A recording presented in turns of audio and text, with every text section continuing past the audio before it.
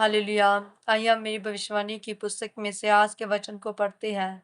दया का द्वार, अपने पाप को मान लेना। नीति वचन 28 की 13 में लिखा है, जो अपने अपराध छिपा रखता है उसका कार्य सफल नहीं होता, परंतु जो उनको मान लेता और छोड़ भी देता है उस पर दया की जाएगी। मेरे प्रिय, बाइबल बताती है, जो अपने अपराध छिपा रखता है उसका कार्य सफल नहीं होता, परंतु जो उनको मान लेता और छोड़ भी देता है उस पर दया की जाएगी। इसी तरह जब आप बाइबल में आदम और हवा को देखते हैं, उन पर परमेश्वर का अनुग्रह था।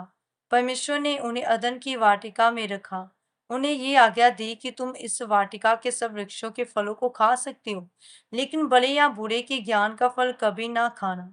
जिस दिन तुम उसे खाओगे उसी दिन तुम मर जाओगे। परंतु हवा ने उस फल को खाया और आदम को भी खिलाया, जो परमेश्वर ने उन्हें खाने को मना किया था।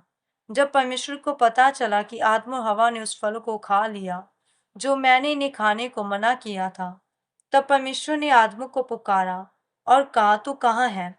लेकिन आदम परमेश्वर के सामने नहीं आया, क्योंकि उस फल को खाने के बाद उसके अंदर एक डर आ गया। जब परमेश्वर ने उससे पूछा, क्या तूने उस फल को खा लिया? उसने परमेश्वर से कहा, जिस स्त्री को तूने मेरे संग रहने को दिया था उसी ने मुझे वह फल खाने को दिया।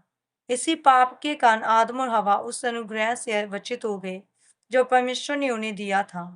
मेरे प्रियो, आदम उस अनुग्रह की महत्वता को समझता था, क्योंकि जब वह उस अनुग्रह से वंचित हो गया तब वह पछताया। उसे अपने आप के ऊपर क्रोध आया और अपने मन में सोचा कि जब परमेश्वर ने पूछा, तूने मेरे वचन को क्यों तोड़ा, तूने वह फल क्यों खाया, मैं परमेश्वर के सामने बहाना नहीं बताता।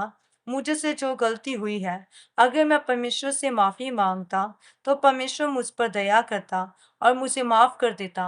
इसलिए मेरे प्रियो, अगर आपने अपने जीवन में जाने अनजाने में परमेश्वर के वचन को तोड़ा है, कोई पाप किया, तो आप सच्चे मन से पूरे पश्चाताप के साथ परमेश्वर के सम्मुख जाएं और उससे कहें, हे पिता, मैं अपने अपराधों को मानता हूँ और उन्हें छोड़ता हूँ।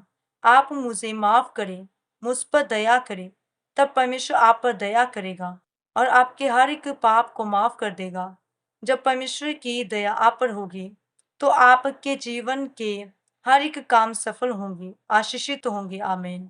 आइए हम मिलकर पश्चाताप करते हैं। सर्वशक्तिमान परमेश्वर, इस वचन के लिए मैं आपका धन्यवाद करती हूँ।